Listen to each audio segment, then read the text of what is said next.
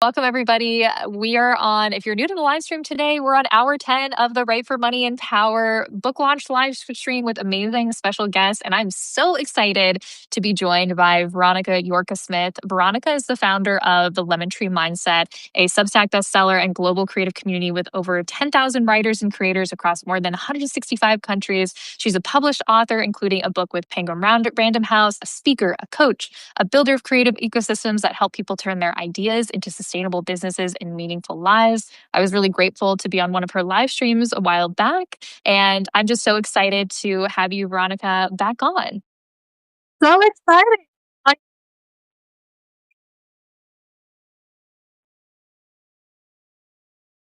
Oh, hold on, Veronica. I think that your sound is cutting out a little bit. I'm having trouble hearing you. Okay, maybe the audience tell us as well. Cool. I think you're coming back on, but you're like coming in and out. Are you using headphones? And people in the audience, if you can let us know if you can hear. Oh, let me know if you can hear me. That would be great.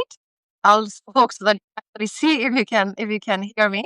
But yes, very excited to talk about writing, growing a writing and speaking business. Amazing. Awesome. You're back. Perfect. Sometimes Substack Live, I feel like it's just like buggy, as we found out in the past. So one thing that I want to say is that you built the Lemon Tree Mindset into a global creative community. When it comes to the way that you built that creative community, what does creative power mean to you? And what does that phrase mean to you when you're empowering your community and bringing them together at the Lemon Tree Mindset? Sure. So thinking like more broadly about what I think is about creating nowadays is that we don't have gatekeepers anymore. And I think that people like you're publishing a book. It's amazing, by the way. So it's that people can see it. And I know that you self-published a book. My case, everybody thought it's a big book that I published like 3 years ago. I self-published it without any gatekeeper, without any publisher. But same thing, no matter what you want to do today, what I think is amazing is that there are no barriers between you and your potential audience or clients or speakers or readers. And the same applies to a coaching business. Like I grew a coaching business without having to have a physical space. You can grow a 6-figure business, or in your case, even 7-figure business. I'm not there yet, without having an injection of capital from investors. You can grow this community without having to have like an actual publisher because you are the publisher. And so that's what I tell my communities. When you have an idea, when you have a vision, we have so many tools, many of them free, that empower us to make that vision come to life. And that's what, to me, creative power means. It's being empowered to create and reach thousands and hundreds of thousands of people. And that's exciting.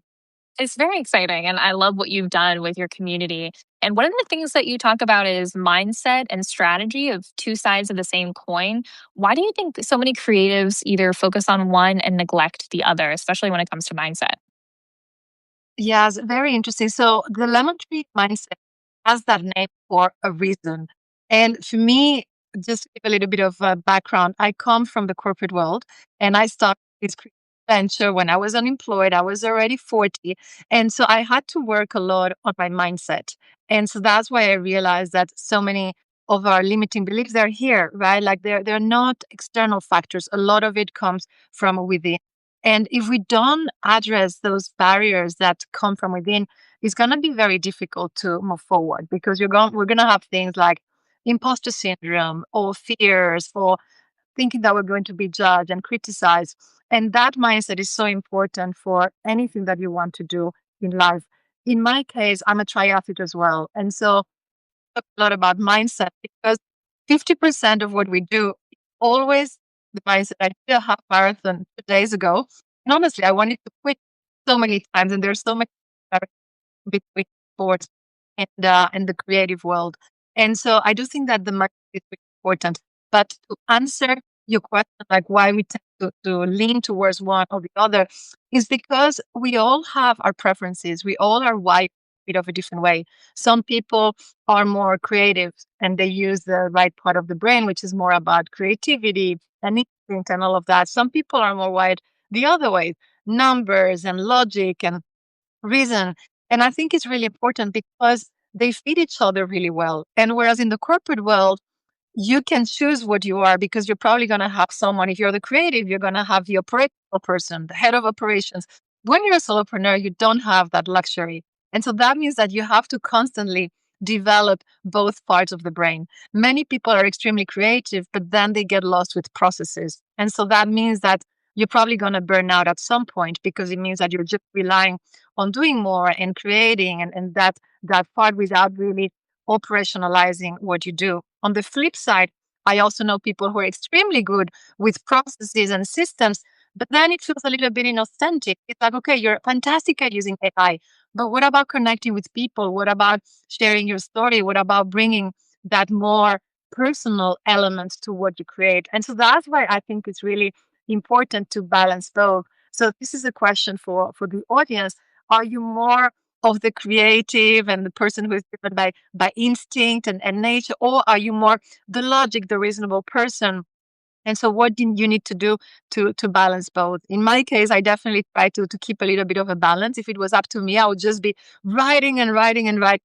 Okay? But at the same time, sustainability is very important. And so that means that I have to think in terms of scaling and systems and how I can make the most of my day, especially as a mompreneur. I have 8 hours a day, so I really have to be very, very streamlined and effective in the way that I operate.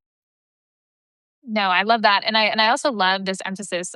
First of all, every time I open up my Substack notes account, I see a picture of you holding a medal. And I'm like, Veronica ran another race. That's crazy. And so congrats on doing a half marathon recently. And I know that you said that you're training for an Ironman next in China, which is so cool. And I think that I love this idea. I think a lot of us writers, especially, can get really in our heads. And I've found, especially, that getting in our bodies can help a lot more too. And I love that highlight. Um, I want to highlight one thing that you said about leaving the corporate world. And I know a lot of people who are watching this are maybe thinking about that transition of starting to be more focused on their creative career. What did the reinvention of leaving the corporate world teach you about confidence and self trust? So honestly, it made me very humble because when you're in the corporate world for many years, and in my case, I had been there for more than 15 years. I had big titles, I had big companies on my resume like Apple or Estée Lauder, so Fortune 500. And so the trap in the corporate world is that you tend to associate yourself and your identity with the company that you work for. And it was very comfortable for me. Oh, I'm Veronica from Apple. Oh, wow, what an amazing company. And so you kind of create this illusion that you're a bit of an of that company. And that works if you are in that world. I was paid by headhunters all the time. I had people connecting with me on it just because it was so cool that I told. And then when I left the corporate world, it was really the aha moment, this realization that working at Apple, it was just title. Working at Estée Lauder, it was just title. You are not a job title. And I think that's something that when you are in that world, you have a little bit of tunnel vision because you're very much reduced to where you are in the ladder. And so that's a little bit about the shift of, oh wow, I really have to create my thing. So that was very humbling, but at the same time, it was very empowering to say, hey, I can build my own thing and I can build my own brand.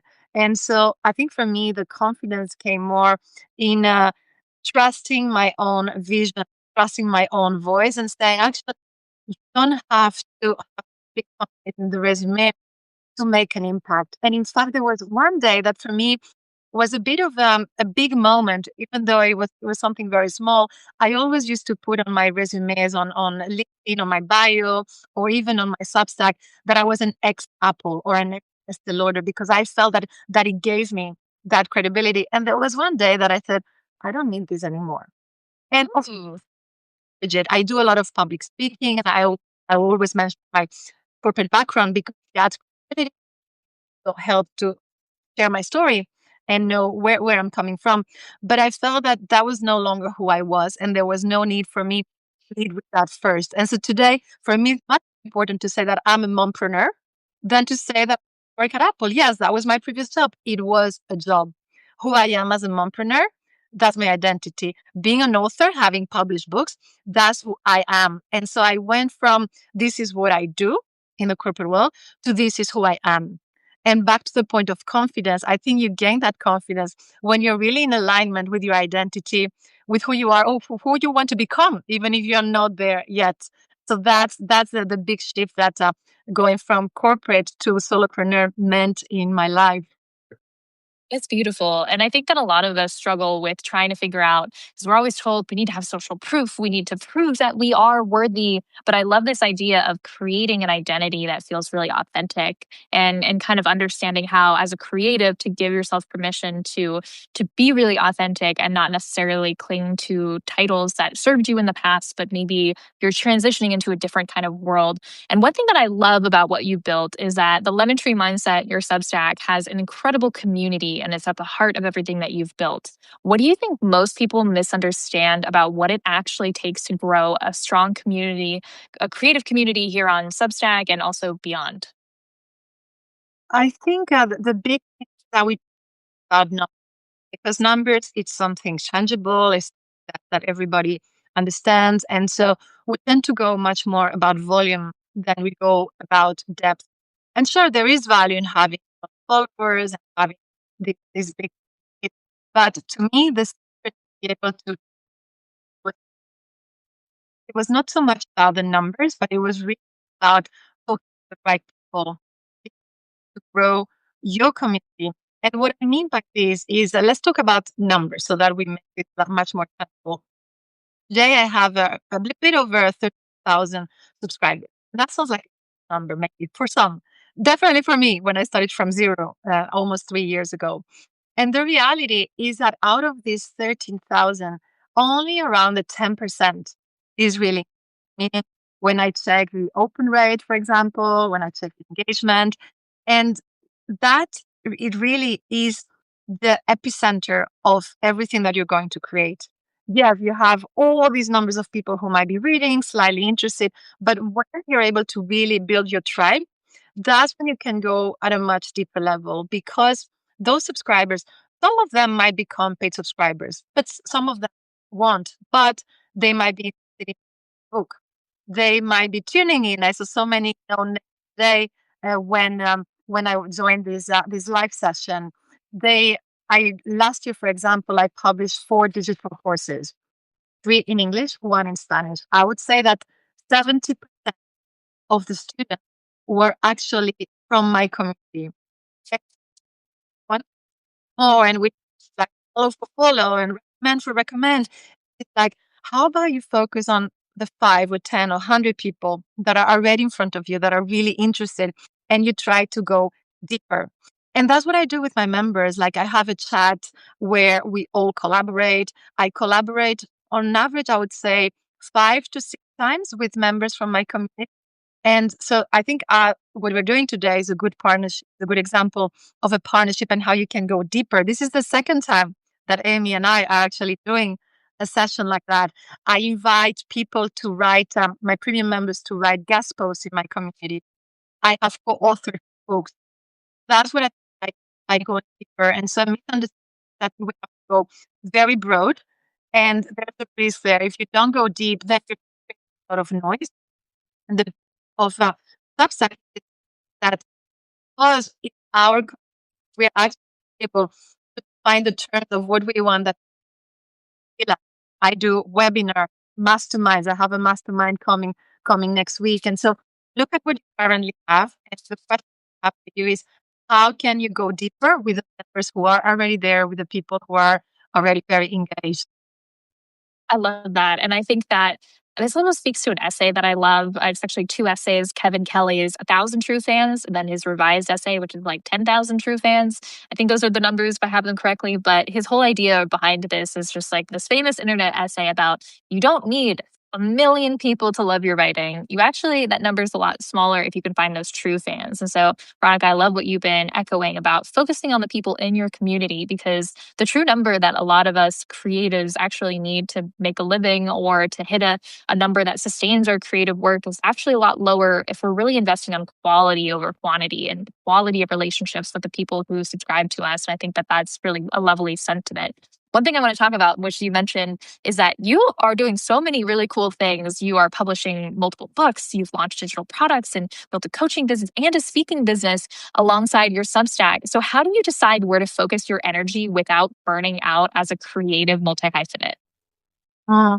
So many multiple questions that all try to tackle. And well, I haven't found the perfect recipe. What I have found is that clarity helps a lot.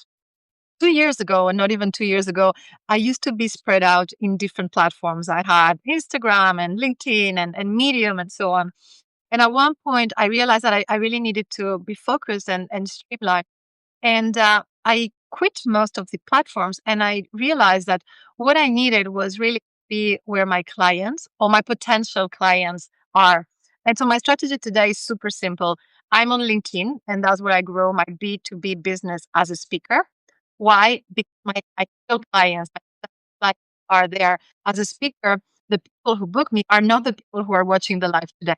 It's going to be heads of human resources. It's going to be chief of people, is going to be departments of learning and development. And so those people are going to be on LinkedIn. And so my content there really them. I talk about being a public speaker. I talk about how I can help them build effective teams. I talk about my experience in leadership. And so that's my B2B strategy, which is very much on LinkedIn. And then on Substack is where I put my creator hat on, and it's all about creativity and developing your digital ecosystem and being an author and doing live sessions. And I talk to a very different group of people who are people like you and I, who are trying to grow our own digital business, who are trying to turn their creativity into a lifestyle. And so to me, these two channels where I have like these two group of people has really helped me to grow in a way that is much more strategic, without a lot of noise, without a lot of platforms. So I think that so that's number one. You don't have to spread yourself too thin. You just have to be where your clients are. And the second thing, in terms of where do you spend your energy, I have found that the idea of sustainability is super important as a solopreneur because we're by ourselves and we all have all these different things that we have to juggle. I'm a mom. Some other people might look after their parents, and so trying to create this idea of an ecosystem where the different pieces are connected makes much more sense and prevents you from burning out. So, for example, let me give you a few examples that we can talk about what I mean by creating an ecosystem. So, I started my journey with this, with the Lemon Tree Mindset, a very simple book that I self published on Amazon. And that was almost 3 years ago. And then I realized, well, I have a lot of content here. I could turn this into a newsletter. That's how my Substack was born. It wasn't the other way around. So I first published a book and then turned that into my community, into a newsletter with the same name, The Lemon Tree Mindset. I do the same with, for example, my courses. When, for example, the book now, The Anti-Procrastinator, I'm challenging myself, how can I make the most of it? If you already have content, we all have so much content out there that dies, unfortunately, after 24 or 48 hours. And so what I'm asking myself is, how can I make the most of things that I have already created so that they have a longer life, they have more longevity? And so that might mean that, for example, a book can become a keynote or it can become a webinar. In fact, I actually have a session for corporates that is called the same name, the anti-procrastinator, but of course with a different spin. Is how can you improve your time management in the workplace? So I'm talking to a bit of a different audience. But this is what I'm really very, very focused on is how can I use what I have? And it's a little bit the octopus strategy, like giving it multiple legs, multiple tentacles, so that I can turn it into different products, different services. I can cater for different publics, whether it's corporate or whether it's B2C, it's consumer. So that's something that I think really helps is trying to not always creating more, but really trying to give a longer life to what you already have.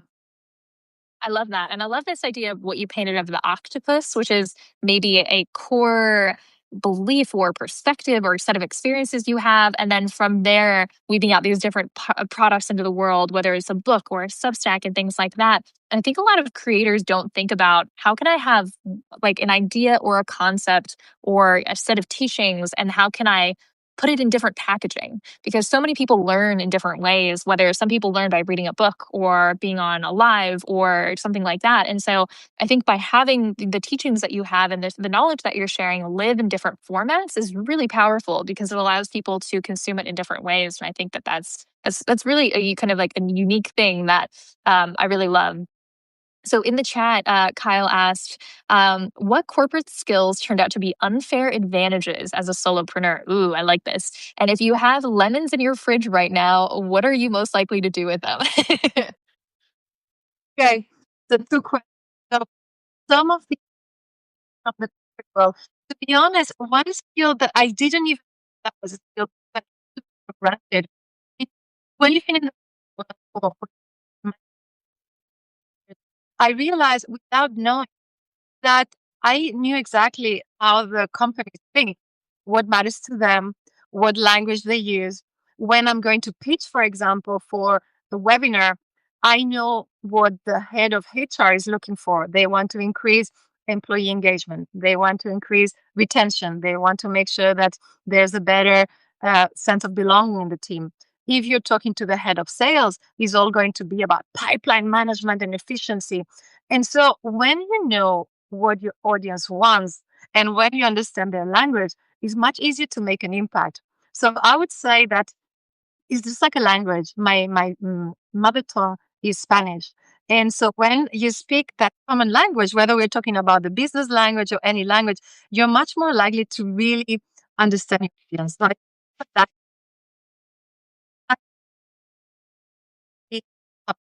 in selling webinars, workshops.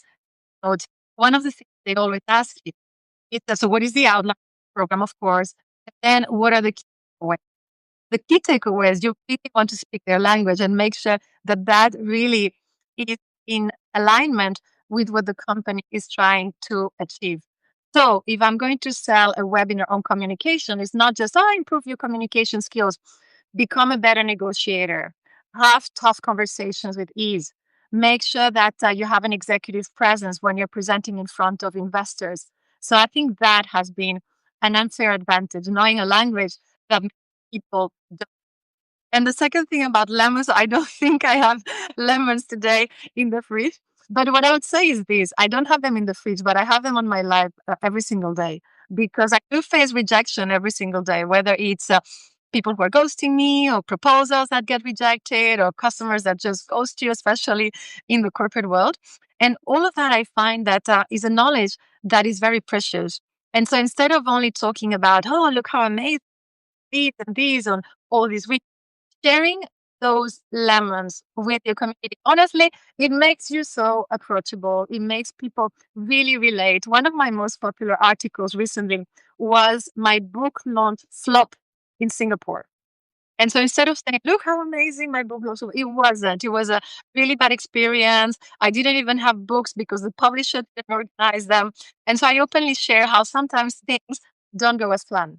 Sometimes you are going to have lemons. And that's why I go back to my lemon tree mindset. When life gives you lemons, use the seeds to plant your own lemon tree. So if you have those lemons in the fridge or somewhere else, don't just disregard them. Say, hey, there's someone who could actually learn from this experience, or simply relate and say, hey, I've been there. I was an author too. I did a book launch. It was a disaster. I'm actually happy that I'm not alone in a way.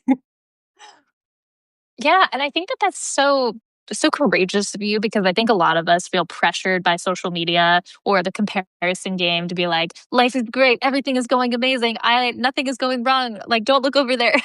And I love the courage that you have to pull back the curtain and show with authenticity what's going on. And I think that that's something that is really courageous. So kudos to you. And then in the chat, Andy says, what do you wish you would have learned sooner or would have been more helpful when you first began? Very interesting. I honestly think what I'm doing today, as an example, I wish I had done more of these collaborations earlier on. When I started, when most of us start, we have this idea that we have to figure everything out by ourselves, that we have to do everything solo. And so my first year was honestly that kind of trying to go to different corners, trying to understand what I was doing. And then the moment that I started collaborating with other people, the impact was just amazing because whatever it is that you're going to partner on, maybe you speak on someone else's podcast and all of a sudden you have this exposure to new people. Or perhaps you invite someone to your community and that person is probably going to also be promoting what you're doing together. And all of a sudden you have again a new group of people that you're reaching to and you feel less alone. So when I wish that I had done more of these, whether it's guest posts, joint webinars, live sessions, because it just really helps you go faster and get farther. And in running, in sports, we say that together we run farther. And I think it's true. It's the same in sports. I'm able to go farther if I'm with people, if I'm surrounded. And going with the people who are a couple of steps ahead of you, that really gives you motivation and it gives you inspiration, but also helping people who are behind you. It kind of empowers you to say, hey, I have a bit of a responsibility as well to help people who are on this journey and they've trusted me to help them. So I think collaborating with others is something that we can never do enough of. That's beautiful. And I second that completely. I think that this is such a great supportive community on the Substack with a lot of us publications trying to help and support each other and other creatives in different fields and share what we've learned. And I think that that's such a special space. One thing that I know a lot of creatives have trouble with, writers, creatives of any kind, is that especially when us creators are trying to figure out how to monetize our work, a lot of people struggle with this feeling like they're selling out, which I know is like a feeling that can feel like a society pressure of like, oh, don't sell out for your art. But how do you reframe money and monetization for the people that you work with in your community? Mm, I really struggled with that, and it's something that I'm still overcoming. I know that most creators also struggle with that, and especially women. We tend to feel that we have to give so much. And just to give more context on that, as women in particular, we're very often asked to do things for free. You have no idea how many companies ask me to speak in their event for free because they're going to give me exposure or it's going to be an amazing opportunity because they're a big company. And unfortunately, many people say yes. And so we lower the bar. And so for me, one of the things that was a bit of a shift moment was to kind of go a little bit deeper about the topic of monetization and think to myself, do I want to deliver value to my community? Do I really want to make an impact? Do I want to create something that can benefit them, that can help them with the transformation? And if the answer is yes, and if I'm truly at my heart that I am delivering value, then I think monetization is a logical result of that because people pay for what has value. So I have the conversation with my advisors. I do add value to them that they pay because otherwise, when you don't value yourself, other people are not going to value it. And it's amazing that psychology humans that when things don't have value, people are value them. Like with coaching sessions, for example, with the price of subscriptions. Um, Luckily, Substack has a minimum of $5 per month because otherwise, many people like me would have tried to put $3. I don't think this is valuable enough. And so I think we first have to do this work of mindset of really believing, hey, what I'm offering has value. It doesn't matter if it's art, if it's a service, if it's a product, if something has value, then I think is legitimate. And I think we should put a price because that helps us as a community of creators. And so I very often tell people it's okay to do a mint. Don't feel that you have to get a video very cheap because of I do work, for example, for a charity for expo, and I want to. I work with chambers of commerce as a speaker. I do that for free because they give me incredible exposure. I'm going to have an event next month with a friend of commerce because they're going to open their to me, and that gives me a lot of exposure. Now, when someone tells me, "Can I pick on your brain? Do you have 2 minutes to?" I'm like, "Well, I can't explain this in 2 minutes. I think I can help you with this, or maybe I can't. But if I think that I can help you with this, then these are your options. You can have my free content here. You can become a paid subscriber and join my webinars, or I'll love to help you on a one-to-one because I think that I can help you with a strategy."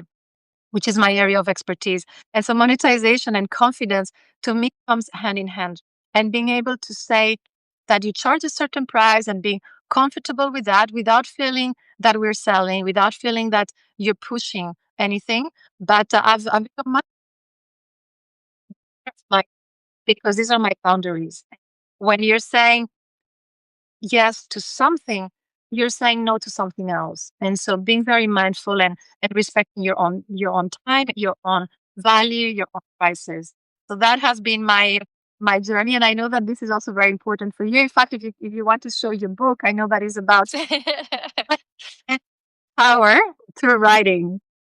Yeah, no, and I think that like one thing that like, and I agree with like second to everything you said, like absolutely. I think that like one of the thing that I talk about a lot in the book, and I think that like us creatives have kind of figured out is this idea of not only just creating value for people, but like framing it as, especially for freelancers, like if you solve a problem for somebody, that problem is worth something, and to understand that your work is worth something because you're solving problems. And in the chat, Gunnar said, impact makes the real difference with intrinsic motivation. And I think that when we're making an impact and we're intrinsically motivated to, sometimes it can be hard to put a dollar sign on it and being like, well, I just want to do this because I love it. And like, this is really enjoyable, but we still have to kind of show up and say, hey, we solve problems. And in the chat, Shabam says, well said, we need to trust oneself. And Ashley says, hello, Veronica and Amy. Great to see you guys live. Nice to see you, Ashley. And Ashley says, collapsed. Yes, I think that that's all really great. One thing that I want to say that I am super excited for, you, Veronica, very kindly are giving away a paid subscription to the Lemon Tree Mindset, one in English and one in Spanish. And they're both annual subscriptions. It's very kind of you to give those away to somebody watching live right now. And so for the live audience, the question that you can drop in the chat to be entered into the giveaway is, what's one small action you're taking right now to turn your creativity into a lifestyle? And then after I finish asking Veronica some more questions, we'll go and read through your responses and she'll pick a winner or two. And so again, what's one small action you're taking right now to turn your creativity into a lifestyle? And then in the chat, we'll move on to the next question and give you guys some time to type your answers. Mary Beth Kaplan in the chat says, as a mom, what does your general work week look like? How many hours do you dedicate to your work? Mary, I love this question because I actually wrote about more on notes on Substack. I actually wrote a note about being a mompreneur and the Mompreneur Guild. And to be honest, the first thing is that I have to be very happy that as a mompreneur, my kids are still quite young. I can't afford to have a super firm schedule, so I have to be super flexible. And I can always joke that my business grows during stolen moments. The kids just left. I was just go now because I have to jump on the live stuff. And this to say that I'm very flexible and I deliberately avoid having a set schedule because I don't want to feel that I love the corporate world because of I wanted flexibility to not have that flexibility. So it's not like I have a super fixed schedule of this is what I do every single day. And that actually gives me a peace of mind. And it reminds me of why I decided to become a mompreneur in the first place. To give an average of what I think I do, because as I said, stolen moments is a little bit hard to clock in and clock out. I would say that maybe 5 hours, 6 hours some days. If my kid is sick, then I'm not able to do anything and I just become a mom. I'm no longer a mompreneur. So that's why back to my point before about building an ecosystem so important, doing things that can really have a ripple effect, the octopus strategy, right? Of doing one thing that can have more legs. So that's a little bit I wake up very early also because I'm an extrovert. I exercise, I prioritize exercise. I find that when I'm running, that's actually my ideation process for my work. So also I've reframed the idea of what work really means. Sometimes you actually have your better ideas when you're walking. It's not considered working. But as creators, everything that has value to us is part of work, right? And so I focus less on the actual hours and thinking, how can I make the most of these little moments that I have here and there to maybe create a post, to have a few ideas. I think most of my articles are my phone notes in those stolen moments. So yes, I would say that on average, maybe I try to do around 5 hours a day. And I do keep the first hours in the morning, which when it's very quiet before the kids wake up, to do really my creative thinking. I try not to schedule calls or things like that, or clients, for example, in the morning, so that I can really focus when I'm at my prime. So if you're a prime person, think what activities that require the highest level of focus and concentration. And so I pair those with those quiet moments, and that works for me. But honestly, I also have the mompreneur guilt of thinking, oh, I need to do more of my business, and I need to do more than my kids. And sometimes they're like, Mom, you're always typing. So I know that I have to check with you. It's like you're a mompreneur and you're feeling a bit of guilt. If you're feeling behind, please don't. Some days we only have 30%, to be honest. And when we give that 30%, it is 100% to say, hey, well done. You're doing what you can with what you have today. Amazing. No, I think that's great. So I have one last question for you, and I'm going to give everybody one last chance to finish typing your responses in the chat. I've been seeing some really great ones. So for those of you who want to enter the giveaway, Veronica is kindly giving away an annual subscription to the Lemon Tree Mindset, both in English and in Spanish, if we have any Spanish viewers with us today. And so in the chat, you can put one sentence, what's one small action you're taking right now to turn your creativity into a lifestyle? And Veronica, in just a moment after this last question, will pick a winner. And thanks, Veronica, for contributing and Because I have so great. yeah. And then so the last question that I have for you, Veronica, before you can go and pick a winner from the chat is, looking back, what's one belief you had about success or creativity that completely changed once you started building your own business?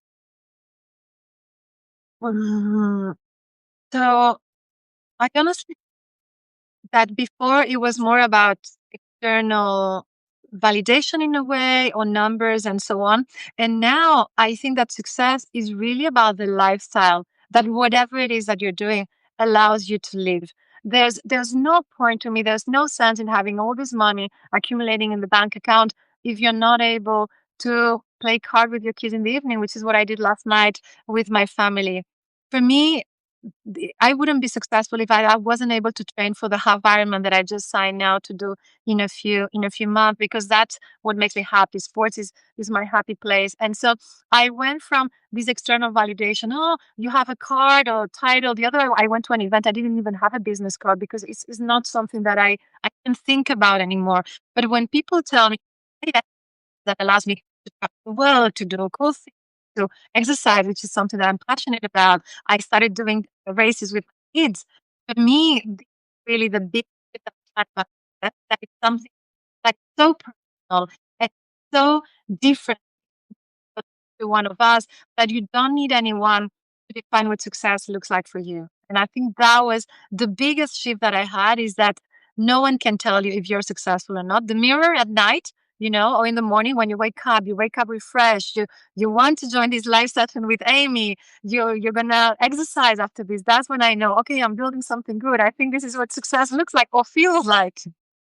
That's beautiful and a perfect note for us to end on. And so I'm going to give Veronica a second to scroll through the chat and go ahead and pick a winner or two for the giveaway. And while Veronica, you're doing that, I'll just do some quick announcements for the rest of the day. For those of you who don't know, this is the Right for Money and Power live stream launch party. I'm talking to amazing guests like Veronica. It is our 10 out of 12.